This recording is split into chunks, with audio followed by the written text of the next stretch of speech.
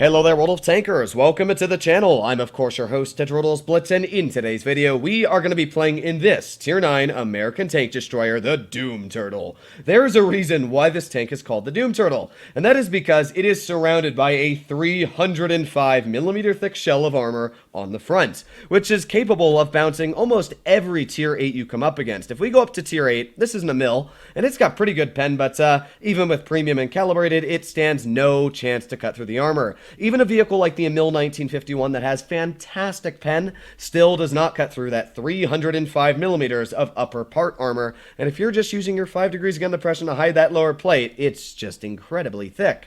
However, it does change when you go up against Tier 9s, as Tier 9s with premium can end up penning the armor even when you angle it here.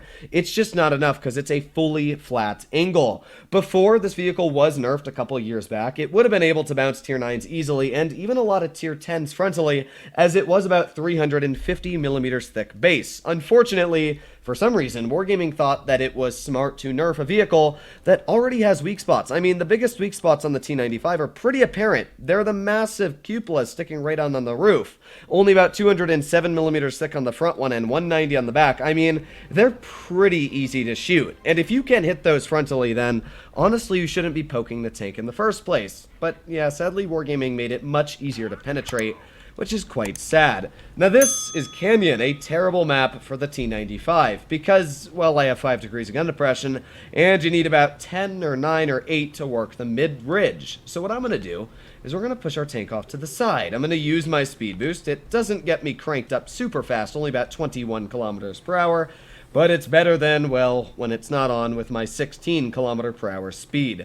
So yeah, I'll take what I can get, right? Either way, we are driving along. Now the reason I'm making today's video is in retaliation of the Turtle and the Tortoise. Both of those tanks have literally no armor. So I figured, you know what, let's make a video on a tank that actually does have armor, which would be the T95. It also has a very big alpha gun. Unfortunately, you did not get to see that alpha in action there, as well, yeah, that shot completely missed by a quarter mile, so maybe we can get a nice shot out, but yep, there went 1200 health off my T49. We do have the Borsig off to the side, but, well, nobody hit him. Sorry, Mr. Pfaffentarega, you did not connect that shell even closely.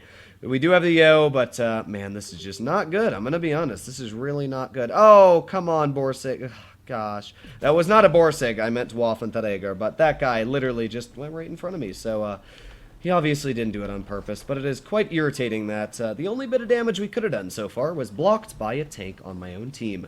So let's drive up here. Maybe we can get a shell in. Maybe, just maybe, we got the Hori Type 2 off to the other side of the map, and the chances of hitting that are quite low, but you know what? We did hit it. Pretty nice shot at that.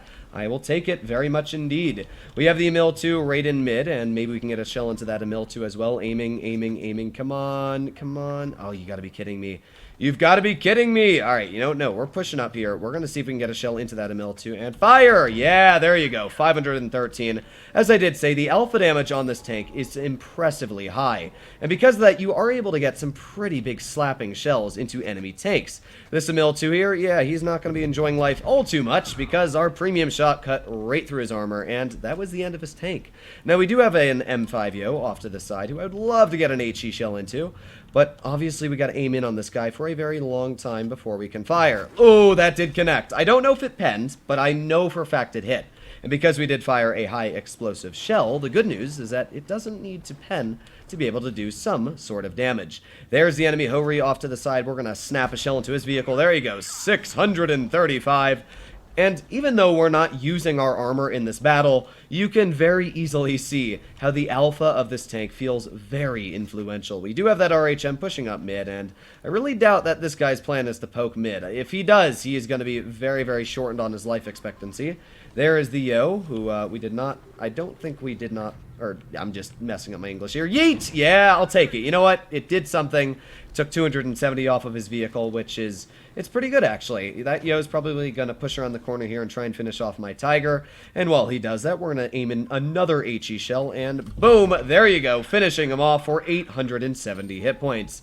That's the first game. I mean, it wasn't a ridiculously good game, but we did 3,500 damage, and that showcases where the gun part of the T-95 is fantastic. Now, I'm not going to lie, a vehicle like the Turtle Mark 1 or the Tortoise, in respective attributes, probably could have done the same thing, because, well, yeah, I mean, they are basically the same type of gun. They got high DPM. This tank has surprisingly high DPM. It's around 2,800 for the 640 damage per shot it does have. It has very nice standard pen at 290. So because of that, you're able to cut through frontal armor like butter. But yeah, you saw that game. It did pretty well. And one great thing about the T-95 is the further away you are from enemy tanks, the actual thicker your armor becomes, because AP does lose penetration over distance. So it's actually much better, as you can see here, if you're able to angle it like this than if you're close up. So yeah, that's actually something that's great about distance, is that the T-95 is much harder to penetrate the further you are away, especially if it's vehicles at tier 9. Now, if you do carry heat shells, you can still cut through the superstructure, but there is another saving grace. You do have that massive mantlet in the middle, and because of that, you can actually get some pretty easy bounces just by using that mantlet. So here we are in a battle. Very surprisingly, right? I'm going to tell the team which way to go, and if they go towards town, I'm going to just say quits.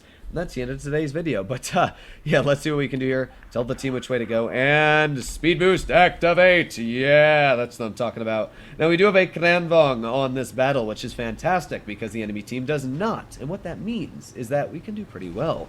We got Peter Griffin against us, and we got stuck on that. That kind of sucks. I was trying to type. That's one of the only thing that sucks about typing, is that sometimes you just scrape walls or, you know, something you normally wouldn't. But either way, bum bum bum bum bum ba-da-dum, this tank is so slow.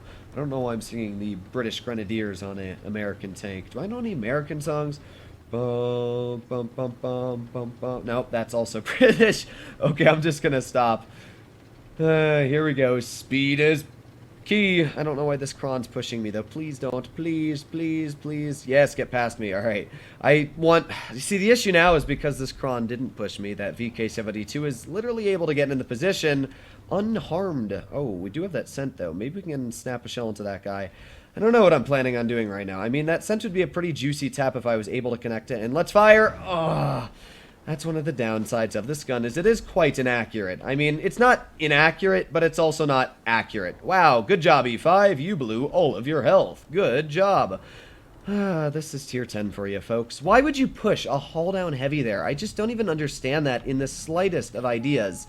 I mean, really, why? Why would you ever do that? Either way, I mean, we're just chilling here. There's really not much. 0 damage. Holy moly. Thankfully, that Centurion has lost a huge chunk of his health already, and our Klanvong is pushing his vehicle in a spot that does work well for the vehicles. So we do have that going for us, but at the same time, it's not going great. I'm going to be honest. This battle is not going fantastic. There is some big taps, though, into that, and boom, as you saw, the weakness shall be portrayed on this vehicle. But look at that, a Hori bounced right on my superstructure because, well, yeah, this vehicle has incredibly good armor going for it. So let's get a tap into the 183, just able to angle it there, and again, a bounce on the superstructure. I mean, that is a good example of how the armor on this tank does work incredibly well in certain aspects, like really, really incredibly well. So let's get a shot into you, and now we back up again. Yeet, but there's another shot right on the cupola. I mean, it is easy to pen on the cupola. You can easily see that here. You will pen it 99% of the time. And this Hori,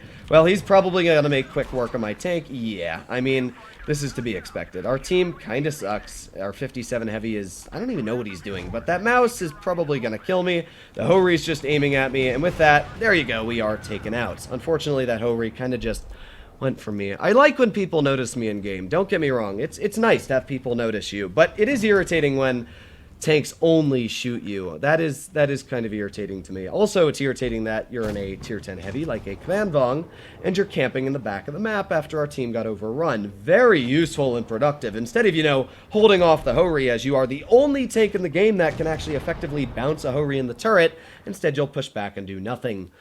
Man, Blitz, it's fun. It is fun. That was not a great battle. I mean, we did okay ourselves. We did 2,788 damage, and judging that we had a 0 damage object, 263, our E5 literally just YOLO'd in and died. I'm not actually going to complain. And you know what? Let's do one more battle. That was sad. That was really sad. And didn't really do too much justice on the T-95. This vehicle is a strong tank, and while I don't think it's got everything going for it anymore, that was a Hori. That was probably shooting premium AP on my tank, and when you're doing that, I mean, I don't expect anything to bounce. It is premium AP. It's got about 450 millimeters of effective pen, which is just ridiculous. So here we are. One more battle. Let's see if we can just vamp up that last game in the T-95. The enemy team has a 4005, Grill 15, Sheridan, E5. Alright, so not too bad on the heavies. And not actually too bad as all. So let's see. Oh boy, it's that Peter Griffin guy again. If he goes for me again, I will be very disappointed. But good news is that our team is pushing off to this side. So we're going to see what we can do here. Speed and power is key. Let's go, baby. Come on. Gee. So the enemy team, I don't know what they're actually going to do. Because they're kind of deadly. Alright, let's go. Chief TVP. Oh, gee, why'd they all turn around? Alright, whatever. I don't understand what teams do anymore, but we're just going to push our tank. Alright, so judging that the VK-45 is going towards this side of the map, that's what I'm going to try and do, is I'm going to go towards this side of the map. Now, judging that I am so incredibly slow, although not as bad as my camping VK-72 in spawn. Wow, man, Blitz is just fantastic today, isn't it? Wow. Wow. Alright, well, let's use that mobility this tank has. Yes, speed is power, and power is key. Oh, gee, this is so sad. Well, we are making our way in the position. While it may be slow getting in the position, we are doing it. There's our VK-72 finally figuring out what the drive key does. And we have been using that drive key the entire game. Come on, come on. Oh my god, could that car make me go any slower? Alright, here we go. We got that VK-45. Let's aim in a shell, and there you go. Nice tap for 639. He did fire, and because I do have more DPM than his vehicle, we should be able to get another tap into his tank. Come on, 3, 2, 1, and there you go. Another nice penetration in there for 600 damage. Now, I do have my Yo as well over here, which is good. That means that if that TVP tries pushing off to the side, which I would expect that TVP is going to try and do, so I'm going to aim right here, and let's see just what that TVP plans. I mean, the TVP could push mid, but I'm expecting him to pop out right here. So we're going to find out. Yep, there's the TVP, and there is 1,016 buckaroos gone off of his vehicle. I mean, again, that is what the T-95 is able to do. And as you can see, we are getting quite nice bounces as well. Now, obviously, I used a bit of my brain cells there to figure out where the enemy TVP was going to push his vehicle, and because of that, we outsmarted him. But that's not really genius. That's just me guessing where the enemy's going to go. So let's see again if we can see where this TVP is going. Obviously, it looks like he has backpedaled, so let's just reverse our tank this way, and maybe we'll catch him off guard. Come on, and yeet! Ah, did not penetrate. That sucks. But, well, yeah, he's not really enjoying life all too much. We've only done about 2,600 damage this game. Nothing ridiculous, but we did good enough. That's all I'm going to say. All we did was good enough. Now, this TVP might turn around, but we got our little slit through this alleyway here, and we're going to see just if we can snap him. Come on. Keep going, and... oh, he's on the far side of the map. Well, never mind. I was like, are we going to be able to shoot him? But that was a good game. That was a better game to showcase the T-95. We were easily able to bounce shells, outsmart the enemy, and do a pretty solid job. And I love the Alpha. I mean, if the Tortoise had a 640 damage gun, I think it would be a much stronger vehicle. Just because one shot into this TVP took 1,000 hit points off. 2 shots into this guy, 1,200. And you don't risk as much, should I say, threat that you know enemies have to shoot premium to pen you, which means that your hit points are now a lot more. And not to mention, because you have more Alpha, you're going to outtrade them a lot easier. Plus, you have speed boost, which means that you can actually reverse at surprisingly quick. I think around 20. Yeah, actually 20 kilometers per hour. So, pretty surprisingly good. Hopefully, all of you enjoyed today's video. If you'd like to see more like it, please consider smashing that subscribe button down below. But other than that, stay happy, stay healthy, and I'll be seeing you in the next one. Bye-bye!